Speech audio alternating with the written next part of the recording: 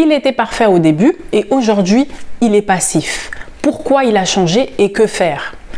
Hello les fées, bienvenue sur ma chaîne. Pour celles qui ne me connaissent pas encore, je m'appelle Tessa et ma mission c'est d'aider les femmes à amener leur homme à s'engager, quel que soit le type d'engagement. Donc peut-être que vous voulez vous marier, vous voulez qu'il vous présente à ses parents ou à ses amis, vous voulez qu'il officialise la relation publique, vous voulez peut-être emménager à deux, acheter à deux, avoir un investissement à deux, vous voulez qu'il vous priorise parce qu'il voit actuellement une autre femme, ou bien vous voulez simplement qu'il s'investisse, qu'il s'implique davantage dans la relation. Dans ce cas-là, je suis votre fée, je suis à votre service. Donc n'oubliez pas de vous abonner dès maintenant pour rejoindre la communauté des fées, comme la communauté de l'anneau. Et surtout, likez right now. Et je propose un coaching gratuit de 45 minutes. Donc si vous avez des doutes, si vous avez des questions, si actuellement ça ne se passe pas comme prévu dans votre couple, ne restez pas seul dans votre coin à ruminer, mais contactez-moi, n'hésitez pas. Et je propose également un accompagnement personnalisé de 4 mois qui est payant pour celles qui souhaitent devenir la meilleure version d'elles-mêmes. Donc dans cet accompagnement, on va développer toutes vos compétences émotionnelles, au même titre que des compétences techniques. Donc on va voir comment gérer vos émotions, comment amorcer les conflits avec votre homme, comment trouver des solutions bénéfiques pour tous les deux et ne plus avoir l'impression de faire des compromis, comment créer un environnement où il se sent compris et valorisé, comment parler à ses émotions, comment supprimer tous les éléments ou les comportements toxiques que vous avez et aussi que lui a dans la relation, comment créer une culture de l'admiration et surtout de respect mutuel dans votre couple et plein d'autres techniques et de compétences émotionnelles. Donc pour me contacter, n'hésitez pas, vous m'envoyez un mail à faitdelengagement@tessa@gmail.com. Donc faitdelengagement@gmail.com. Vous avez mon lien en description. Et aussi n'oubliez pas de vous inscrire pour recevoir mon e-book Comment l'amener à s'engager et bâtir votre couple sans le supplier, sans le manipuler, en 5 étapes grâce à l'intelligence émotionnelle. Parce que le but, ce n'est pas de s'humilier, ce n'est pas de le supplier, ce n'est pas de le manipuler, mais on veut créer un environnement propice dans lequel il aura envie de s'engager de lui-même. Donc on ne veut pas souffrir, on veut garder notre sérénité, notre paix de l'esprit. Donc pourquoi il a changé? Malheureusement, la routine a un impact significatif sur l'engagement dans le couple au fil des années. Au début, ça peut être idyllique parce que vous ne voyez pas encore les défauts des uns et des autres, mais au fil du temps, il s'enferme dans un certain personnage, même vous aussi, je dis les deux, je ne parle pas que de lui, mais de vous également. Et au fil du temps, vous pouvez sentir qu'il n'est plus aussi engagé, plus aussi impliqué dans la relation qu'avant, donc il est un peu plus passif, vous lui dites quelque chose, vous lui parlez, il vous dit oui, ouais, c'est bon. Il écoute même plus vraiment ce que vous dites et il ne s'implique plus de fleurs. Il ne vous dit plus oui, chérie, t'es belle aujourd'hui. Il ne se souvient même plus de ce que vous avez porté la veille. Peut-être que vous avez changé de coupe. Il ne me remarque même plus rien. Donc vous ne ressentez plus cette reconnaissance. Il ne reconnaît plus rien. C'est comme si vous viviez avec lui, mais vous étiez des colocataires. Donc il vous voit, mais il n'apprécie pas réellement votre présence. Il ne vous comprend pas réellement. Il vous entend peut-être, mais il ne comprend pas ce que vous dites.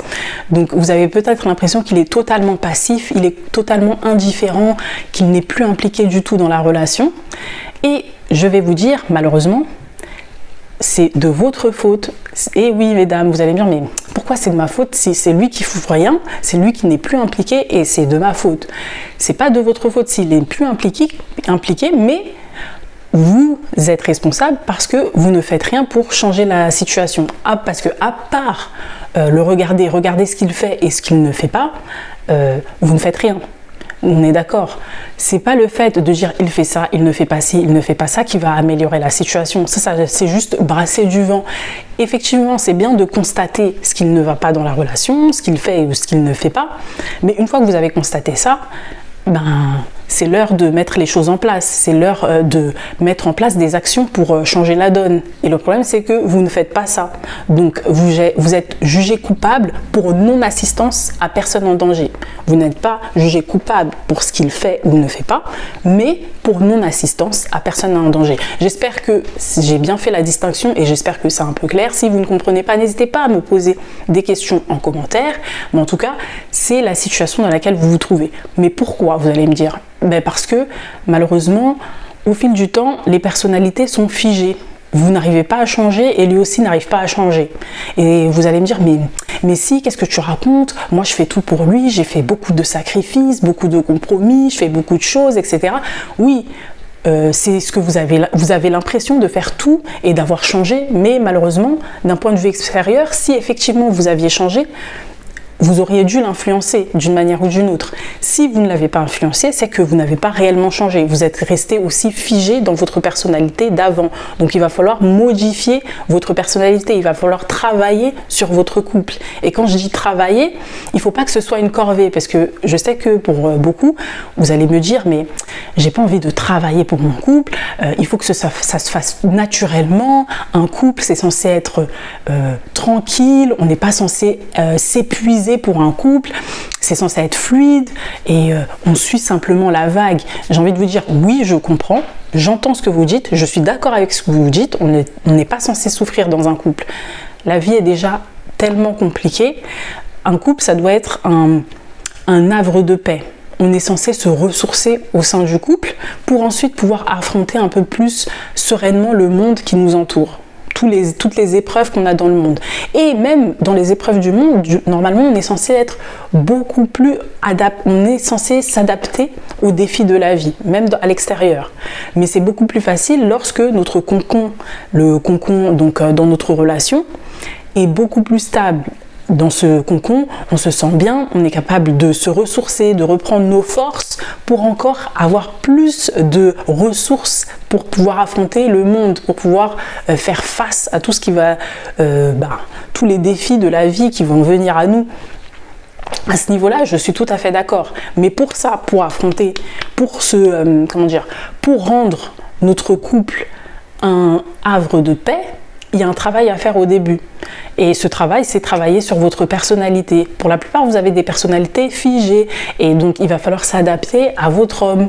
Vouloir faire certaines activités qu'il aime peut-être. Essayer d'entrer dans son monde. Et vous allez me dire, mais moi, je suis déjà rentrée dans son monde. J'ai déjà tenté plein de trucs. J'ai déjà fait plein de trucs. Est-ce que vous lui avez déjà proposé d'aller à un match de foot ? Peut-être pas. Donc déjà, là, il y a un problème. Est-ce que vous lui avez déjà proposé d'aller dans un club de striptease? Est-ce que vous lui avez déjà proposé d'aller dans un club échangiste? Je plaisante. N'allez pas jusque-là. Effectivement, là, je vais un peu trop loin. Mais vous avez compris ce que je veux dire. Il faut faire de nouvelles choses, lui proposer de nouvelles choses, sortir de votre zone de confort pour qu'il vous redécouvre. Vous devez vous renouveler de temps en temps pour qu'il ait l'impression de voir une nouvelle personne, parce que s'il a l'impression que c'est toujours la même chose, que vous vous enfermiez dans une routine, de vous connaître déjà du bout des doigts, il sait déjà qui vous êtes, ce que vous aimez faire. C'est chiant en fait. On se perd, on se sent, on se sent frustré, on se sent piégé. Il va se sentir comme s'il était dans une prison et tourner en rond en fait. Donc vous devez vous renouveler pour lui donner ensuite, lui insuffler le goût aussi de se renouveler lui-même.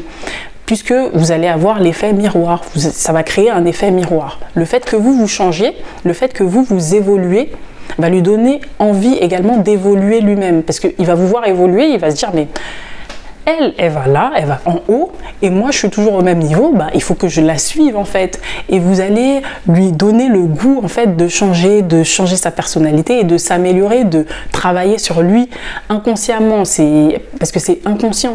Vous ne lui dites pas explicitement travaille sur toi pour qu'on puisse évoluer ensemble. Non, c'est pas comme ça que ça se passe. Vous devez agir et ensuite lui va vous suivre naturellement.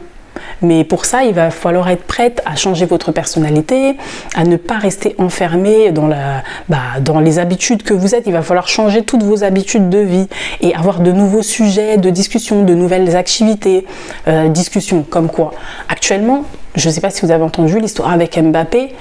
Vous pouvez en discuter, des discussions que vous n'aviez pas naturellement avec votre homme. Donc là, vous mettez en place de nouvelles habitudes, de nouvelles discussions.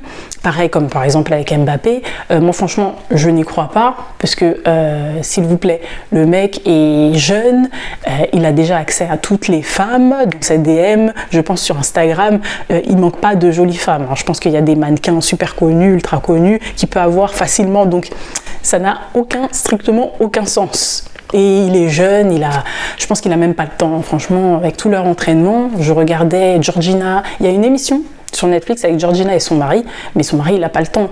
Il n'a même pas le temps pour sa femme, il fait ses trucs, il est toujours en train de jouer, de s'entraîner. Donc dites-moi, expliquez-moi comment le meilleur joueur a le temps pour ses bêtises. Et il a trop à perdre en plus.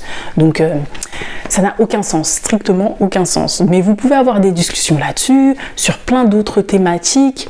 Mais surtout, il ne faut pas s'enfermer dans une seule personnalité. Penser que je suis comme ça, j'aime que ça et je ne ferai que ça. C'est ça qui vous perd en fait. Et j'avais une autre chose à dire. J'avais pris mon papier, mais je ne sais même plus où il est. Oui. Ah oui, j'avais oublié de dire que vous devez prendre vos responsabilités. Donc ne pas attendre que ce soit votre homme, comme j'avais fait une autre vidéo, ne pas attendre qu'il change tout seul. Donc vous devez prendre l'initiative de changer pour ensuite l'influencer, comme je l'ai dit, puisque un couple s'influence, à moins d'être des robots, à moins d'être des colocataires. Si vous avez des sentiments l'un pour l'autre, obligatoirement vous allez vous influencer, soit positivement, soit négativement. Mais là, le but c'est de l'influencer positivement pour qu'il change également comme vous. J'espère que cette vidéo aura été plutôt claire. Si vous avez des questions, n'hésitez pas à me les mettre directement en commentaire et je vous dis à bientôt dans la communauté des faits.